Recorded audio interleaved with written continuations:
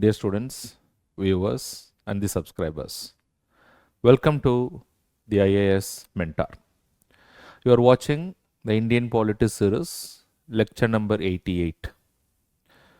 Few lectures before, we have started the topic State Legislature, which is almost similar to that of the Union Legislature. So, in essence and in principle, if you see, it is almost the same. But however, yes, there are few differences that you have to note. So, wherever there is a difference, we are going to highlight. For the students who are watching this particular lecture newly, I will also explain the thing so that they are also not at any loss. But for the students who already watch the Union Legislature, it is almost the same. So, for them it will be very easy. But it doesn't mean that students who are watching directly this lecture, they will not be able to understand. So, for that reason, I am also giving the explanation. So, in the previous lecture, we have understood with regard to what is called as the qualifications and the disqualification of the members of the state legislature. Now, in this lecture, we are going to discuss about the presiding officers when it comes to the state legislature. So, who are all considered to be the presiding officers? If you talk of the presiding officers in case of state legislature, in most of the states, there is only legislative assembly, but in some of the states, there are legislative council also. In fact, I asked this particular question in the previous lecture also. Let me again put that particular question. So, students, if you know the answers, you can put it in the comment box. How many states in India has got what is called as legislative council? Not many states have it, but some of the states have it. We already seen whose authority to create or to abolish a legislative council in a particular state. It is the Parliament of India. If the Legislative Assembly passes a resolution by special majority, based on that resolution, the Parliament can either create or they can abolish a Legislative Council. Anyways, now what we are going to discuss here is who are the presiding officers in the state legislature. So, the presiding officers in the state legislature respectively would be the speaker and the deputy speaker in case of the Legislative Assembly and the chairman and the deputy chairman in case of what is called as the Legislative Council. So, that is basically what you are going to understand. That is basically what you are going to study. So, quickly we will move forward. We will try to understand the presiding officers. And the first presiding officer, we are going to talk about what is called as the speaker in case of the Legislative Assembly. So, under this particular topic, we are going to discuss about how the speaker gets elected and what is the process, what are the powers and functions of the speaker, what about the deputy speaker. So, these are all the things that we will probably understand as we will proceed. So, but before we understand the topic of speaker, first we will have to understand about the concept of what is called as pro tem speaker, which I have already discussed in case of the parliament, in case of the Lok Sabha. The same principle applies in case of the state legislature also. What happens is, whenever the election is over to the legislative assembly of a particular state, after the assembly elections are over, then what will happen is any party that is having the majority, they will stake claim to form the government. The party which is having the majority or the coalition of parties also which is having the majority, they will elect a leader and they along with all the members who support that particular leader, they will go to the governor of that particular state and they will try to form the government.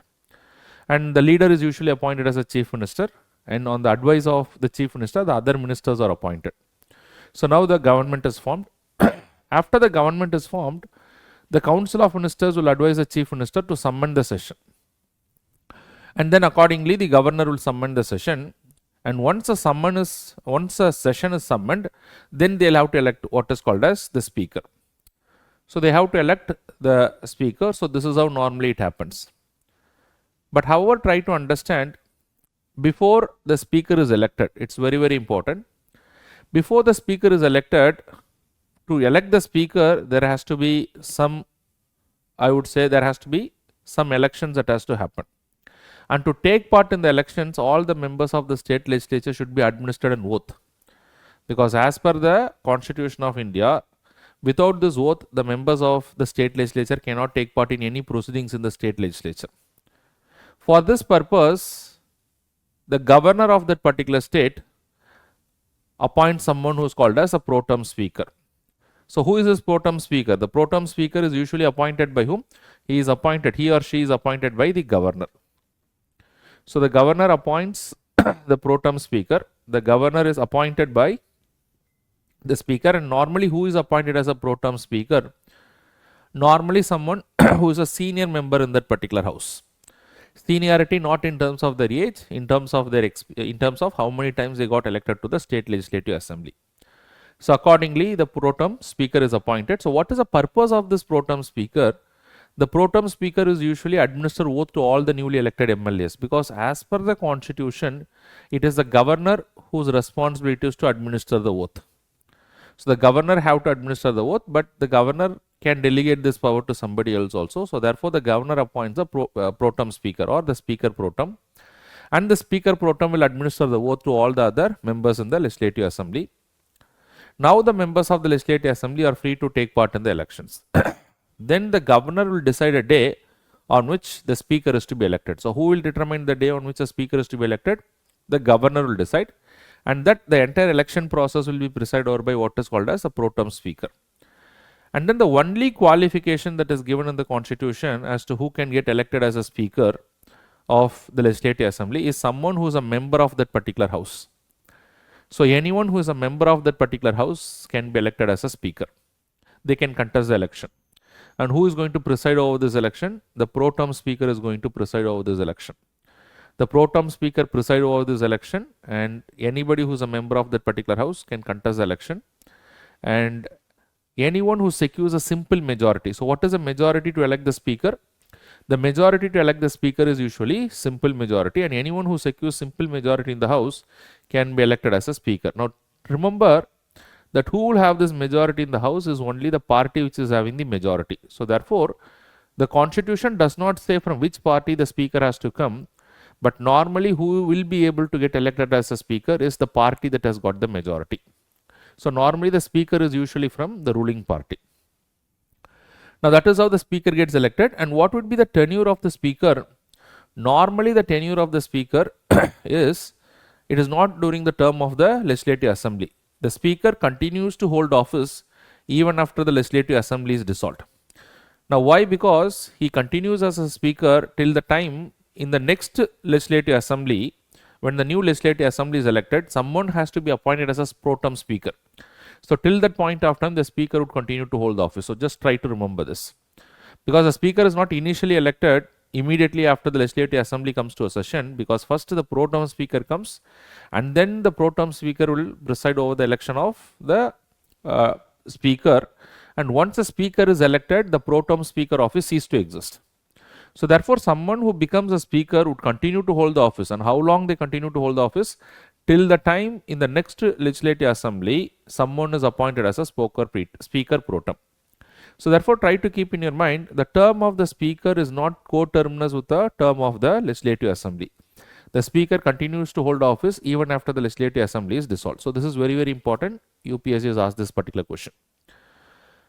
Now, another important fact that you have to keep in your mind, the only qualification that is given in the constitution as to who can be elected as a speaker is he or she should be a member of the legislative assembly. And anyone who is elected as a speaker, at any time he can submit the resignation. If he want to resign, he can submit the resignation to the deputy speaker. And similarly, the deputy speaker can submit the resignation to the speaker. As I have already said, what is the only qualification for someone to get elected as a speaker is that he should be a member of that particular house. If elected by simple majority, he becomes a speaker. So therefore, a person who is a speaker is none other than the member of the parliament, member of the state legislature in that particular house, that is in the legislative assembly. So whatever disqualification that can apply to a member of a state legislature, all the disqualification will also apply to the speaker. Which means if he or she is disqualified to be a member of a state legislature, or he or she is disqualified to be very specifically to a member of the legislative assembly, then he or she also cannot continue to be the speaker, because to be in the post of speaker, you have to be a member of the legislative assembly. If you are disqualified to be a member of legislative assembly, then you cannot continue to be in the post of speaker. So all the disqualification that you have seen, say for example, the disqualification includes voluntarily giving up the citizenship, office of profit, unsound mind. So all those things will apply to the speaker as well. And then the last thing is, the speaker can also be removed from his office. And what is the ground on which the speaker can be removed from his office? There is no ground that is mentioned. But the only thing that is given in the constitution is, if a proposal is put in the legislative assembly in case of the states, to remove the speaker, and if that proposal is passed by what is called as effective majority. So what is the majority that is required? Effective majority. If it is passed by effective majority, then the speaker can be removed from the house. So therefore, it is very important, you'll have to understand, to elect the speaker it is simple majority, to remove the speaker it is effective majority. All those things I have already discussed in the parliament chapter. But for the students who are watching it newly, they should not be at any loss. That's the reason I am explaining it again. What is effective majority? Effective majority is nothing but the majority of the effective membership of the house. And what is effective membership? Effective membership is equal to total membership minus vacancies. That's basically what is called as the effective membership, effective majority. And as I already said, effective membership is total membership minus vacancies. So therefore, the speaker is elected by simple majority, removed by effective majority. Suppose, let us assume, if there is a vacancy to the office of the speaker. If there is at any circumstances vacancy to the office of the speaker, the vacancy may arise because of the death of the speaker, the vacancy may arise because of resignation, the vacancy may arise because of removal, whatever may be the reason, for any reason there is a vacancy, then the deputy speaker will preside as the speaker. So therefore, under the constitution, it is also mandatory there is a deputy speaker in the legislative assembly. But however, the constitution does not give any time limit within which the speaker and the deputy speaker has to be elected. The constitution says as soon as the legislative assembly comes to session after the election, as soon as possible the speaker and the deputy speaker shall be elected. So when the speaker office is vacant, the deputy speaker will preside. But however, let us assume the deputy speaker is also not there. His office is also vacant, the speaker office is also vacant. Under such a circumstances, the president can appoint anyone to preside as the speaker. And till the time the new speaker is elected. So that is what is given in the constitution. But however, instead of vacancy, now I was talking about the vacancy. Vacancy means there is nobody as speaker and deputy speaker. But instead of vacancy, let us assume absence. Absence means there is someone who is a speaker, but the speaker has not come to the office. He is absent for some reason. Maybe he is ill or for other reason he is absent. During the absence of the speaker, the deputy speaker will preside over the house. If the deputy speaker is also absent, then under such a circumstances, then anyone among the panel of chairperson in the legislative assembly. As per the rules of the legislative assembly, the speaker can nominate some of the persons among the members of the state legislative assembly as panel of chairperson. It's a name that is given to those people. So therefore, these panel of chairpersons would be eligible to preside over the house in the absence of both speaker and the deputy speaker, because if the speaker is not there, deputy speaker will preside in the absence.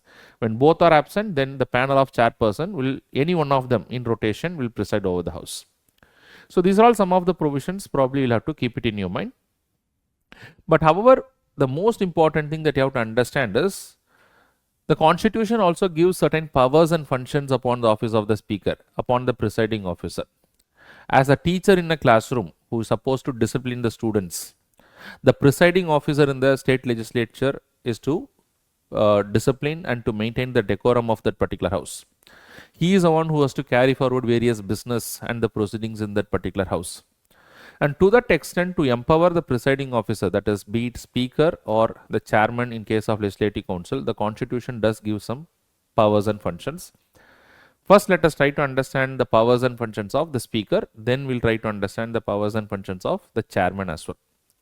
So what are the various powers that is given in the hands of the speaker? Now try to understand, it is not only a power that is given to the speaker, but anyone who is presiding as the chairperson, anyone who is presiding over the house, or anyone who is acting as the speaker of the house, will also exercise all these powers.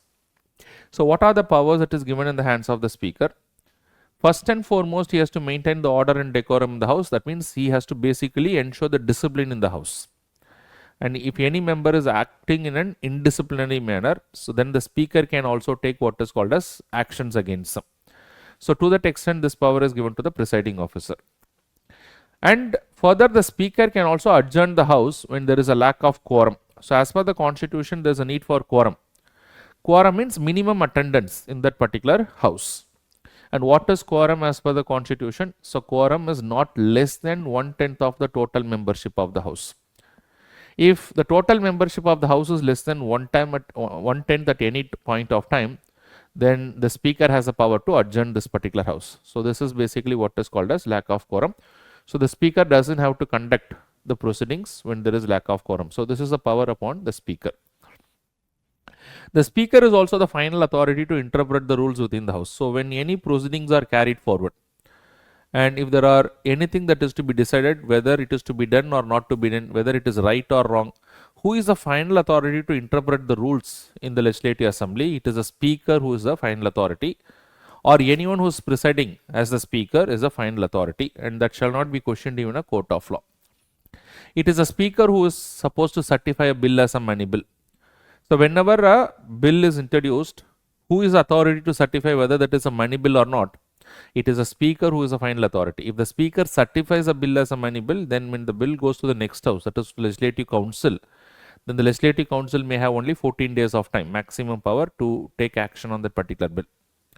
So similarly, in case of the parliament, who is the final authority to certify a bill as a money bill? It is a speaker in case of Lok Sabha. A similar power is also given upon the speaker in case of the legislative assembly. The speaker is also the authority to disqualify the members on the grounds of anti-defection law. So in the last lecture itself, we have understood about the anti-defection law. So again, this power is given to the speaker. A similar power is also there to the speaker Lok Sabha. So whatever we have seen in case of the speaker Lok Sabha, a similar power is given to the speaker in the state legislative assembly.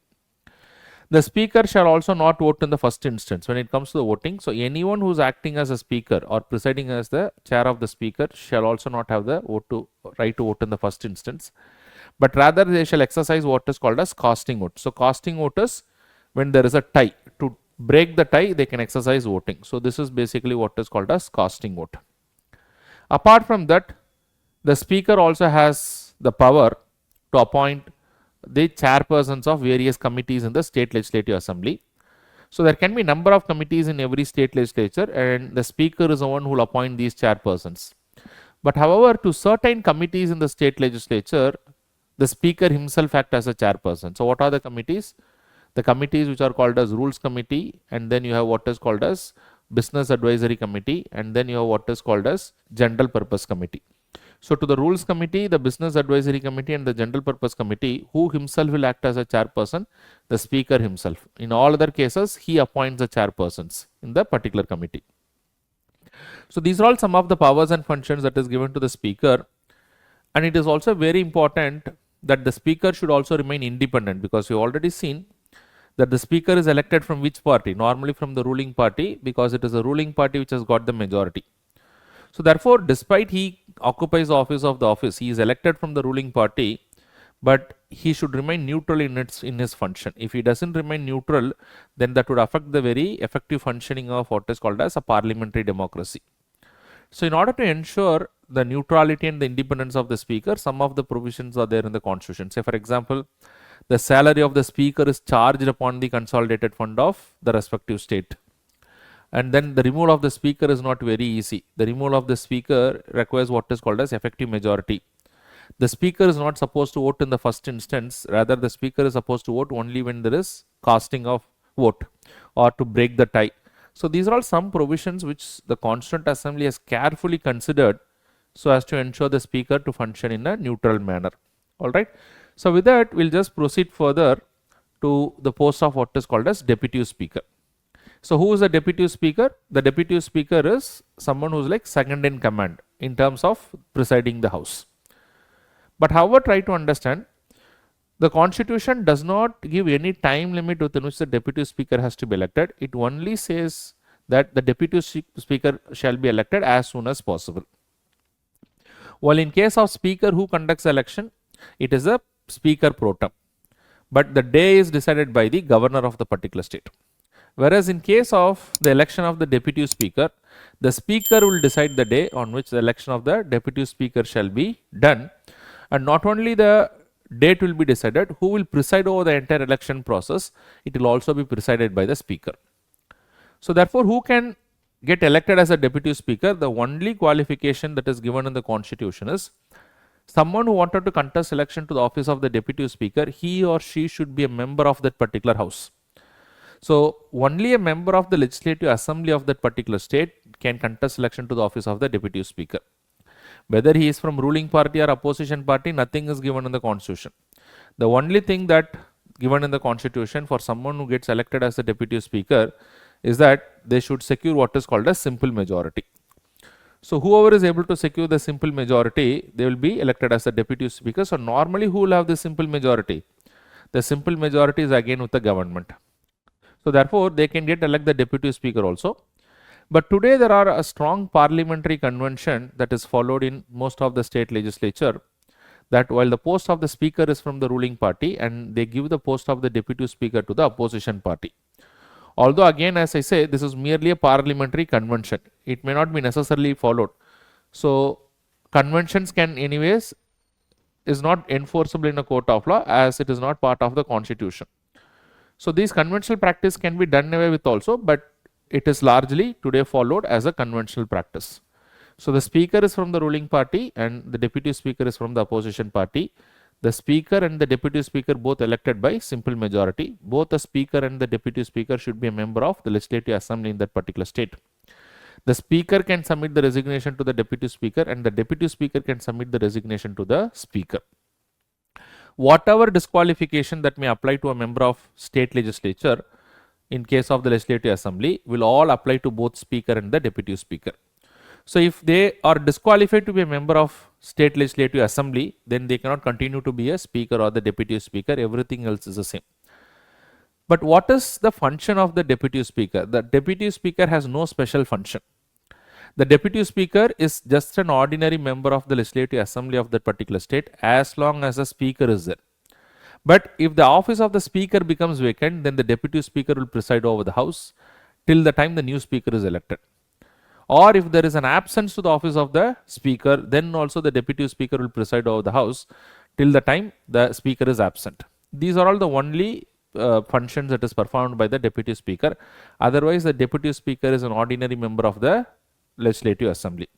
But the deputy speaker has one privilege. And what is the privilege that the deputy speaker has? The only privilege that the deputy speaker has is, there are a number of committees in the legislative assembly, and who appoints the chairperson, who nominates the chairperson of these committees? The speaker. So therefore, the privilege that is exercised by the deputy speaker is, if in any committee, if the deputy speaker is a member, he automatically becomes a chairperson. That means the speaker will nominate him as a chairperson of that particular committee. This is a privilege that he exercises, provided the speaker is not part of that particular committee. If the speaker is there, sometimes he may also be the chairperson. But a committee is there where the speaker is not a member, but the deputy speaker is a member, the deputy speaker automatically becomes a chairperson of that particular committee. This is the only privilege. Otherwise, the speaker does not have any special powers as a speaker would have. But yes, the deputy speaker will have all the powers of a speaker, and he is supposed to perform all the functions of a speaker when he is presiding over the office of the speaker, or when he is presiding as a speaker of the house. So this is basically what you'll have to understand. And I have already explained as to what is the post of chairpersons or the panel of chairpersons. These are group of people, some people who are chosen from the legislative assembly of that particular state by the speaker of the house, normally to preside over the office, or normally to preside over the house when the speaker is absent and when the deputy speaker is also absent. This is basically what is called as panel of chairperson in the legislative assembly. Okay, one last thing that I have to discuss is that what if there is a removal motion against the speaker or the deputy speaker in that particular house? When there is a removal motion or a proposal that is introduced to remove the speaker or the deputy speaker, both the speaker and the deputy speaker may be present in the house. They can also take part in the proceedings in the house. They will also have the right to speak, and they will also have the right to vote in the first instance. Because when the speaker and the deputy speaker removal motion is there, when there is a removal motion against the speaker cannot preside over the house, maybe the deputy speaker. When there is a removal motion against the deputy speaker may not be able to preside under any circumstances, maybe the speaker will preside. When there is a removal motion both against the speaker and the deputy speaker, someone among the panel of chairpersons will preside. Both the speaker and the deputy speaker will not have the right to preside over the house. However, they will have the right to talk, they will have the right to, not only the right to talk, they will also have the right to present in such proceedings, and they will also have the right to vote in the first instance, but not in case of what is called as casting vote or equality of votes. Because anyone who is presiding over the house will not have what is called as right to vote in the first instance. When their removal motion is there, anyways they are not presiding over the house, so therefore they will have the right to vote in the first instance. Please remember each and every single information that I give. These are all very, very important when it comes to the examination. We'll move forward. We'll move forward to the next set of presiding officers, that is the chairman and the deputy chairman in case of the legislative council. In case in a particular state, if the legislative council is not there, then there is no need for these officers. But some of the states do have legislative councils. And who is a presiding officer of the legislative council? It is the chairman of the legislative council.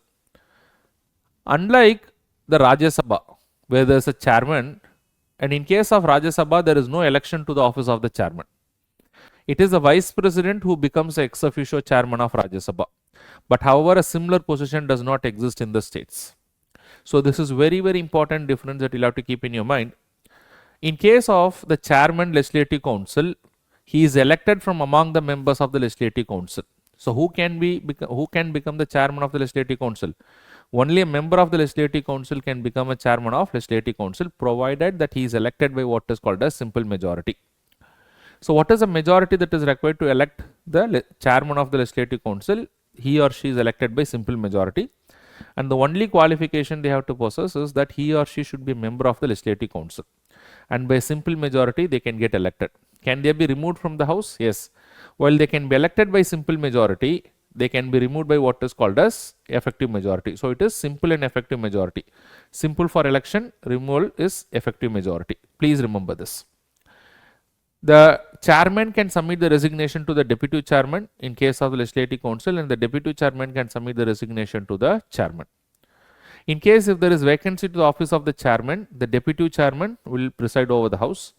And if both the chairman and the deputy chairman post is vacant, then there is something which is called as panel of vice chairperson in that particular house. Who are the panel of vice chairpersons? Few members from the legislative council itself is chosen, and they are assigned as a part of the panel of vice chairperson. So therefore, if the deputy chairman is not there, the deputy chairman will preside. If both the chairman and the deputy chairman, in case of their absence, I am talking about the absence. In case of their absence, any one among the panel of chairpersons, vice chairpersons will preside over the house. But if there is a vacancy to the office of the chairman, then the deputy chairman will preside. But if the post of the deputy chairman is also vacant, then in that particular case, the governor of that particular state would appoint someone as the presiding officer. In case of the legislative assembly, if the speaker is not vacant, then the deputy speaker. If both the speaker and the deputy speaker is vacant, then the governor would appoint someone from that particular house to preside over the house till the time the new speaker is elected. So similarly here, when there is a vacant to the office of the chairman, the deputy chairman, and both offices are vacant, then someone among the legislative council will be appointed as the chairman by the governor of that particular state till the time the new chairman is elected. So that means, try to understand, both the chairman and the deputy chairman are elected by simple majority. They can be removed by effective majority. They can submit the resignation to each other. And then the most important thing that you'll have to keep in your mind apart from all those things is, both in case of the chairman and the deputy chairman, the only qualification is given is they should be a member of that particular house. So that is again very, very important. And when you come to the chairman in case of the legislative council, the chairman have all the powers and functions similar to that of the speaker in case of the legislative assembly. So what are the powers exercised by the speaker in case of the legislative assembly? The speaker is the one who will preside over the house. The speaker will maintain the decorum in the house. The speaker is the one who can adjourn the house when there is no quorum. So all those powers is also exercised by the chairman in case of the legislative council. But the only difference when it comes to the chairman power in case of the legislative council and that of the speaker in case of the legislative assembly is, the chairman in case of the legislative council, this is very, very important. The chairman in case of the legislative council, the chairman does not have the power to certify a bill as a money bill, whereas the speaker in case of the legislative assembly will have the power to certify a bill as a money bill. So apart from that, their powers, privileges as to what they are supposed to do, it is almost the same. Apart from that, who is the other presiding officer? We have seen the deputy chairman in case of Rajya Sabha, in case of the legislative council. So as per the constitution, there is no time limit when they are supposed to be elected. It is only that they should be elected as soon as possible. And as I already said, the only condition is they should be a member of that particular house.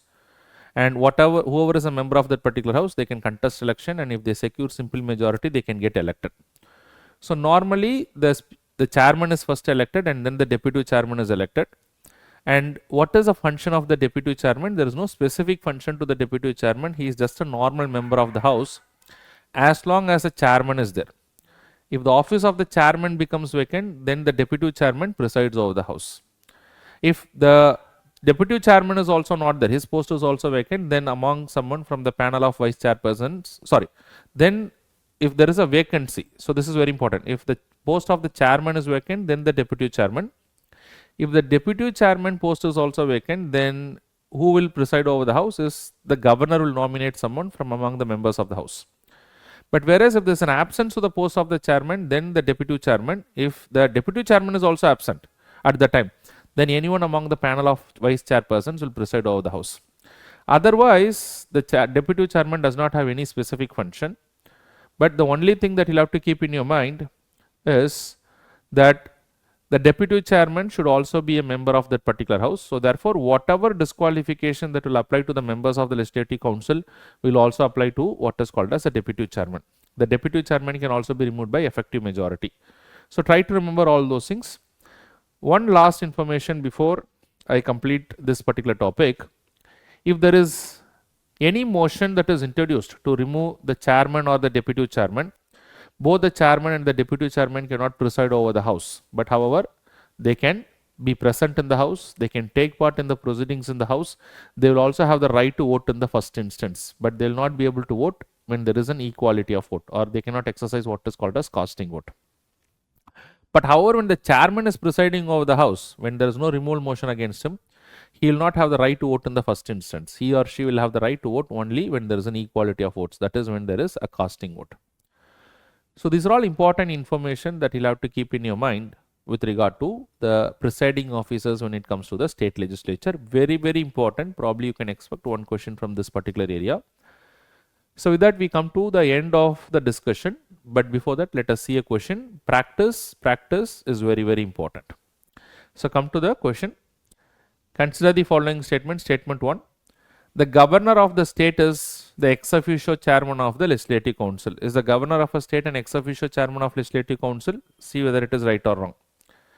Statement 2. As per the constitution, any person even not a member of a state legislature can be elected. Okay, so it is can be elected as a speaker but must get elected to the house within 6 months. So is this provision right or wrong? Which of the statements given above are correct? 1 only, 2 only, both 1 and 2, neither 1 nor 2. So if you listen to my lecture, it is not a very difficult question. It can be easily answered. Please do put the answers in the comment box. Alright. So with that, we are coming to the end of the lecture number 88. If you have any queries from whatever been discussed, you can reach out to me either through my Instagram account or through my Telegram channel. And if you like this lecture, please do share it with your friends and others who are preparing for the UPSC examination or other competitive examination. It is going to be extremely useful content for the students preparing for the exam. And if you have any queries related to the examination, think me as your friend, mentor or guide, but don't hesitate to reach out to me. Thank you very much. All the very best.